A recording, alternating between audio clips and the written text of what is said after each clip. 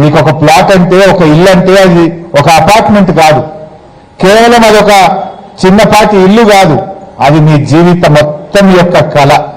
మీ జీవితం అంతా కష్టపడి సంపాదించుకుంటే ఆ అపార్ట్మెంట్, ఆ ఇంటికి మీరు ఓనర్లుగా మారినారు. ఇలా ప్రజల ఆస్తిని ప్రభుత్వం రాత్రికి రాత్రి కబ్జా పెడుతుంది. రేవంత్ రెడ్డి గారు ఏమంటున్నారు? కబ్జాదారులే ధర్నాలు చేస్తుందట, కబ్జాదారులే ఈ 22A వ్యతిరేకిస్తున్నారు అంటున్నారు. ఇప్పుడు మాట్లాడిన హనుమంతరావు గారు కబ్జాదారుడా? ఇక్కడికి వచ్చిన మీరంతా కబ్జాదారులా? ఇలా ఈ ప్రజలు కాదు కబ్జాదారులు, ప్రభుత్వమే కబ్జాదారుడిగా మారింది. ప్రజల ఆస్తిని రాత్రికి రాత్రి నిషేధిత జాబితాలో పెట్టి ఈ ప్రభుత్వం కబ్జాదారుడిగా మారింది తప్ప రేవంత్ రెడ్డి గారు ఇక్కడికి వచ్చినటువంటి ప్రజలు కబ్జాదారులు కాదు. వీళ్ళంతా 60 ఏళ్ళు, 70 ఏళ్ళ, 80 ఏళ్ళ వయసు ఉన్నటువంటి వాళ్ళు 40-50 సంవత్సరాల నుంచి ఆ ఇళ్లలో, అపార్ట్మెంట్లలో డబ్బులు పెట్టి కొనుక్కొని, డబ్బులు రిజిస్ట్రేషన్ డిపార్ట్మెంట్కి కట్టి, మున్సిపల్ డిపార్ట్మెంట్కి కట్టి ఆ ఇల్లు కట్టుకొని ఆ ఇళ్లలో దశాబ్దాలుగా జీవిస్తున్నటువంటి ఈ ప్రజల ఆస్తులను రాత్రికి రాత్రి నువ్వు కబ్జా పెట్టినవు. ఈ ప్రజలు కాదు కబ్జాదారులు, నువ్వే కబ్జాదారుడిగా మారినవు. ప్రభుత్వ భూములు అమ్మవర్తివి, అసైన్డ్ భూములు లాక్కోవర్తివి, ప్రజల పట్టా భూములను నిషేధిత జాబితాలో పెట్టి ఇవాళ ప్రజల్ని కూడా ఆగం చేస్తా ఉన్నావు. అసలు ఎవరైనా హైదరాబాద్ లో గుండె మీద చేసుకొని హాయిగా నిద్రపోయే పరిస్థితి ఉన్నదండి? ఎప్పుడు హైడ్రా వస్తుందో, ఎప్పుడు 22A పెడతారో, ఎప్పుడు ఏమవుతుందో అనేటువంటి ఒక ఆందోళనలో ఈ హైదరాబాద్ ప్రజలు బతుకుతా ఉన్నారు. కేసీఆర్ గారు హైదరాబాద్ బ్రాండ్ ఇమేజ్ పెంచినారు. ఆనాడు కేసీఆర్ గారు ఉన్నప్పుడు ధరలు పెరుగుతూ పోయినాయి, హైదరాబాద్కు పెట్టుబడులు వస్తూ పోయినాయి, ఐటీ కంపెనీలు, పరిశ్రమలు, హైదరాబాద్ లో అద్భుతమైనటువంటి అభివృద్ధి జరిగితే యావత్ భారతదేశం హైదరాబాద్ వైపు చూసింది. ఆ మీ యొక్క ఆస్తుల విలువ, మీ భూముల విలువ పెరుగుతూ పోయింది.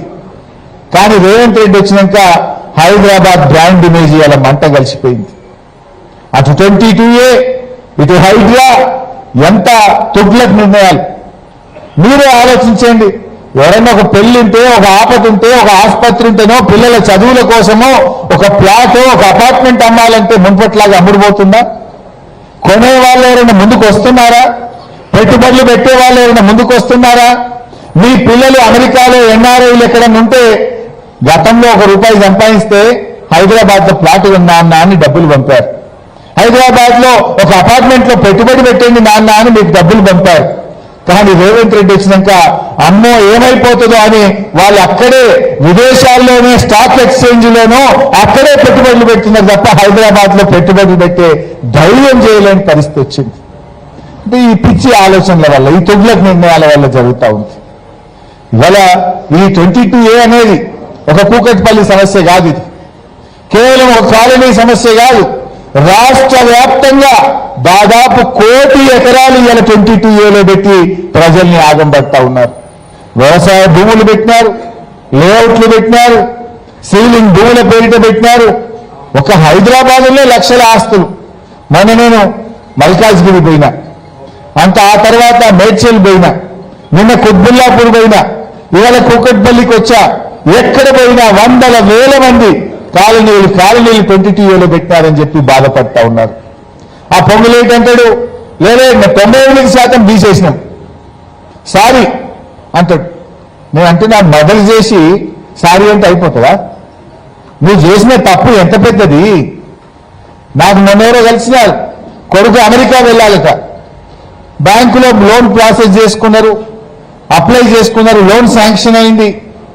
ఈ ఇల్లును మార్టిగేజ్ చేయడానికి రిజిస్ట్రేషన్ ఆఫీస్కు పోతే ఇది 22Aలో ఉంది అన్నారట. లోన్ ఆగిపోయింది, ఇప్పుడు కొడుకు చదువు అమెరికాకు వెళ్లకుండా నా కొడుకు చదువు ఆగమైంది అని చెప్పి ఆయన కన్నీళ్లు పెట్టుకుంటున్నటువంటి పరిస్థితి. ఇట్లా ఎన్ని జీవితాలు. పెళ్లిళ్ళ కోసం అమ్మిన వాళ్ళు, పిల్లల చదువుల కోసం బ్యాంకుల్లో లోన్లు తెచ్చుకునే వాళ్ళు, వివిధ కారణాల చేత అవసరాల కోసం ఎవరైనా మార్టిగేజ్ చేయాలంటే కూడా ఈరోజు ఆగిపోయినటువంటి పరిస్థితి. అంటే ఇది ఒక్కరి సమస్య కాదు, లక్షలాది మంది ప్రజల సమస్య. అయినా నేను ప్రభుత్వాన్ని అడుగుతా ఉన్నా, 22Aలో పెట్టింది నువ్వే. నువ్వు పెట్టినప్పుడు ఈ ప్రజలు ఆఫీసుల చుట్టూ ఎందుకు తిరగాలి? నువ్వు సారీ చెప్పినావు, తప్పైంది అన్నావు. ఎవరైతే 22Aలో పెట్టినారో దాన్ని యథావిధిగా రోల్ బ్యాక్ చేయొచ్చు కదా. You can roll back the 22A కదా. ప్రజలు పోయి దరఖాస్తు పెట్టుకోండి, ఆన్లైన్లో అప్లికేషన్ పెట్టుకోండి, ఆఫీసులో చుట్టూ తిరగండి. ఎందుకు దరఖాస్తు పెడితే దాని కింద ఫోన్ నెంబర్ ఉంటుంది, ఫోన్ చేసి బేరం చేద్దామనా? బ్రోకర్లు వచ్చి 30% అడగడానిక? ఎందుకు ప్రజలు ఎందుకు ఇబ్బంది పెడుతున్నావు? ఇప్పుడు నువ్వు చేసిన తప్పుకు ప్రజలెందుకు శిక్ష అనుభవించాలి? ప్రజలెందుకు ఆఫీసుల చుట్టూ తిరగాలి?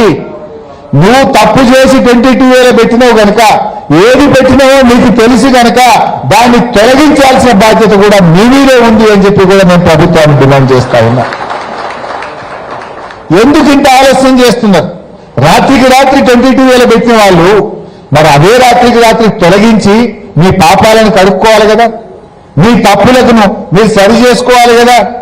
కానీ మొన్న ఒక తెలంగాణ భవన్కి ఒక ఉద్యోగి వచ్చినట్టు, సాఫ్ట్వేర్ ఎంప్లాయీ, పాపం వాళ్ళు ఇల్లు ఇట్లే 22Aలో పెట్టినారట. ఆయన అమీన్పూర్ అనుకుంటా, పటాన్ చెరువు అమీన్పూర్ ప్రాంతం నుంచి వచ్చినాడు. 22Aలో పెట్టి ఎంఆర్ఓ దగ్గర పోయి దరఖాస్తు ఇచ్చినారట 3వ తారీఖు. 3వ తారీఖు దరఖాస్తు ఇస్తే మళ్ళీ తిరిగంగా 8వ తారీఖు ఎంఆర్ఓ కలిస్తే మీ అప్లికేషన్ ఇంకా నా దాకా రాలేదు అంటుండట. సరే, అది అప్లికేషన్ వచ్చింది, దొరకబెట్టినాక ఆర్డీఓ దగ్గర పోయినాడట, ఆర్డీఓ ఆఫీస్ పోయిందట. అది నాకు తెలియదు, కలెక్టర్ని అడుగు అన్నాడట. కలెక్టర్ ఆఫీస్ పోయిందట. కలెక్టర్ని అడిగితే ఇది నా నిర్ణయం కాదు, ఇది గవర్నమెంట్ నిర్ణయం, ప్రభుత్వాన్ని అడుగు అన్నాడట. బయటకు వచ్చి ఇది ఏంది అని ఆయన బాధపడుతుంటే ఒక ఆయన వచ్చిందట మెల్లగా. చూడుబాయి, బర్రె పాలు ఉత్తగానే ఇస్తావా? సొప్పేస్తే పాలు ఇస్తుంది. నీ పని ఉత్తగ కాదు, ఊకే ఈ ఆఫీసులు కోట్ల చుట్టూ ఏం తిరుగుతావు, 30% ఇచ్చేసే అయిపోతుంది అన్నాడట. ఇది ఈ రాష్ట్రంలో జరుగుతున్నటువంటి పాలన. ఇలా ముఖ్యమంత్రి గారి, రెవెన్యూ మంత్రి గారి బ్రోకర్లు, ఏజెంట్లు ఇవాళ తిరుగుతా ఉన్నారు. మేము 22A తీపిస్తాం, మాకు ఎంత ఇస్తారు, వాట్ ఈస్ ద పర్సంటేజ్ అని. నేను నిన్న కుత్బుల్లాపూర్ పోతే అక్కడ ఒక కాలనీ ప్రెసిడెంట్ మాట్లాడుతున్నాడు. మా కాలనీలో ఉండే విల్లాలకు Mahbub Nagar MLA, Congress party MLA ఏజెంట్లు వచ్చి తిరుగుతున్నారన్నా, మీరు ఇల్లుకు 30 లక్షలు ఇవ్వండి 22A తీపిస్తామంటున్నారు. కాంగ్రెస్ పార్టీ ఎమ్మెల్యే ఏజెంట్లు వచ్చి మా కాలనీలో తిరుగుతా ఉన్నారు, కొంతమంది అమాయకులు ఇస్తున్నారన్నా అని చెప్తా ఉన్నాడు. ఇది రాష్ట్రంలో జరుగుతున్నటువంటి పాలన. నేను మీ అందరికీ మనవి చేసేది ఒక్కటే, మీకు మంచి ఎమ్మెల్యే గారు, మీ ఇంట్లో ఒక కుటుంబ సభ్యుల్లాగా, మీలో ఒకటిలాగా, తలలో నాలుకలాగుండే ఎమ్మెల్యే కృష్ణారావు గారు ఉన్నారు. మీరెవ్వరూ అధైర్యపడాల్సిన అవసరం లేదు. ఒక్క రూపాయి కూడా మీరు ఎవరికి ఇవ్వద్దు. బ్రోకర్లను ఆశ్రయించకండి. ఈ ప్రభుత్వం మెడలు వంచి మీ ఆస్తిని కాపాడే బాధ్యత మాది. 22A నుంచి తొలగించేదాకా కృష్ణారావు గారితో పాటు కేసీఆర్ గారు, మొత్తం బీఆర్ఎస్ పార్టీ మీకు అండగా ఉంటుంది అని చెప్పి నేను మనం చేస్తా ఉన్నా. 7వ తారీఖు నుంచి అసెంబ్లీ స్టార్ట్ అవుతుంది.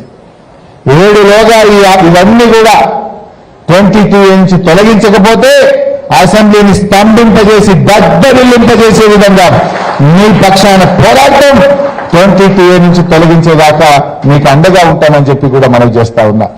మీరేం భయపడద్దు. ఒక ఫోన్ చేస్తే మీ కృష్ణారావు గారు మీ కాలనీకి వస్తాడు. ఒక్క ఫోన్లో మీకు అందుబాటులో ఉంటాడు.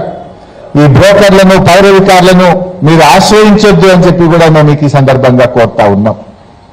ఇవాళ ఈ పొంగులేటి వెంకటోసారి దీపావళి అప్పుడు మాట్లాడిండు.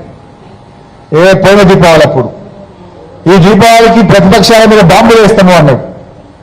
అదే బాంబులు వల్లే అన్ని తుసు బాంబులు అయినాయి. కానీ ఇప్పుడు బాంబు వేసిండు, 22A బాంబు వేసిండు. ప్రజల మీద వేసిండు, ప్రతిపక్షాల మీద వేరే కానీ ప్రజల మీద మాత్రం 22A బాంబులు వేసిండు. నేను ఇది ప్రశ్నిస్తే నన్ను వ్యక్తిగతంగా విమర్శించే ప్రయత్నం చేస్తున్నారు. వ్యక్తిగతంగా రేవంత్ రెడ్డి టార్గెట్ చేసే ప్రయత్నం చేస్తున్నాడు. దానికి భయపడతామా? అప్పుడప్పుడు వీళ్ళిద్దరు చెప్పుకుంటారు, పొంగులేటిని రేవంత్ రెడ్డి. మాకు ఏం తెలియదు, రియల్ ఎస్టేటే తెలుసు. రియల్ ఎస్టేట్లో 6 పేరున్నా అని చెప్తాడు రేవంత్ రెడ్డి. నాదంతా రియల్ ఎస్టేట్ బిజినెస్ అంటాడు రేవంత్ రెడ్డి. మీరు రియల్ ఎస్టేట్ బిజినెస్ తెలుసు కనుకనే ఇవాళ 22Aలో పెట్టి ప్రజల ఆస్తులు కబ్జా పెట్టే ప్రయత్నం చేస్తున్నారు. ప్రజలను ఇవాళ ఇబ్బంది పెట్టే ప్రయత్నం చేస్తున్నారు. రియల్ ఎస్టేట్ తెలిస్తే ఎవరైనా ప్రజలను ఇబ్బంది పెట్టారా? మీకు రియల్ ఎస్టేట్ తెలుసు కావచ్చు మీ ఇద్దరికి, కానీ బీఆర్ఎస్ నాయకులకు ఉద్యమాలు తెలుసు, పోరాటాలు తెలుసు. మీ మెడలు వంచి ప్రజల పక్షాన నిలబడడం కూడా మాకు తెలుసు. మిమ్మల్ని విడిచిపెట్టే ప్రశ్న లేదు. ఇవాళ మీరందరూ కూడా చాలా మంది పెద్దలు ఒక విషయాన్ని కూడా మీరు గమనించాలి, అర్థం చేసుకోవాలి. నేను మొదట్లోనే చెప్పాను, కేసీఆర్ గారి పాలన